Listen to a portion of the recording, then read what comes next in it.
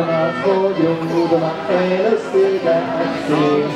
Små jordarna är lustiga att se. Hej öron, hej svansar hava vi. Hej öron, hej svansar hava vi. Och så får ni hoppa som små grodor allihopa här då. Hur hoppar grodorna? De är precis hoppat hög. Hej öron, hej svansar hava vi. Hej öron, hej svansar hava vi. Och så får vi se riktiga grodhopp nu.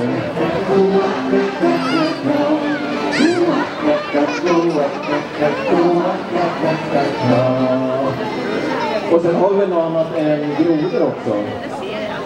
Har vi elefanter. Och elefanterna, de har ju jättestora öron. Och så har de har snabel fram där. Och så säger de hur. Här är en snabel. En sån här. Jajamän.